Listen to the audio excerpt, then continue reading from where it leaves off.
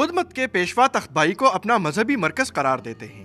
مردان شہر سے 15 کلومیٹر کے فاصلے پر واقع ان کھنڈرات نے تختبائی کو نہ صرف بین الاقوامی شہرت بخشی ہے بلکہ اپنی انفرادیت کے لحاظ سے یہ مقام اب عالمی ورثے کی حیثیت بھی حاصل کر چکا ہے۔ ماضی کی اس پرشکو عمارت کے وسط میں مراقبے اور دیگر مذہبی رسومات کے لیے کمرے بنائے گئے ہیں اور ایک حصہ تارک الدنیا راہبوں کی رہائش کے لیے مختص تھا۔ کھدائی کے دوران یہاں سے کئی نوادرات بھی برآمد ہوئے ہیں۔ جو لائف سائز بدھا ہیں، جو اگر آپ پشاور میوزیم میں آپ آئے ہیں تو آپ لوگوں نے دیکھ لیا ہوگا، 7 فٹ اور 9 فٹ کے تقریباً بہت بڑے بڑے نوادرات ہیں۔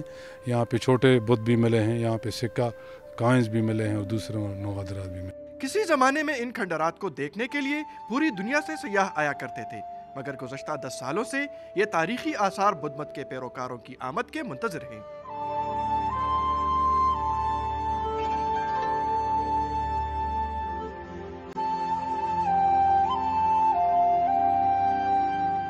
محکمہ آثار قدیمہ کا کہنا ہے کہ سیاحوں کو متوجہ کرنے کے لیے مختلف اقدامات کیے جا رہے ہیں۔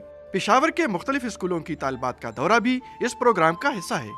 ہم نے تختبائی کے حوالے سے ہم نے سنا تھا، لیکن آج ہم پہلی بار یہاں آئے ہیں۔ بہت اچھے محسوس کر رہے ہیں اور یہ سوچ رہے ہیں کہ جو پہلے زمانے کے لوگ تھے وہ کتنے مشکل سے زندگی گزارتے تھے۔ بدھ مت کے عبادت کرنے کی جگہ، ان کے رہنے کی جگہ، یہاں پر ہاسٹل تھے، کھنڈرات دکھائے ہیں۔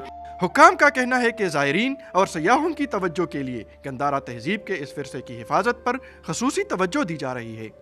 یہ مقام نہ صرف بدھ مت کے مذہبی رسومات کے لیے مختص تھا بلکہ اسے گوتم بدھ کے افکار اور تعلیمات پھیلانے کا دوسرا بڑا مرکز بھی قرار دیا جا رہا ہے۔ کیمرہ مین عابد خان کے ساتھ کاشف الدین سید، سما، تختبائی۔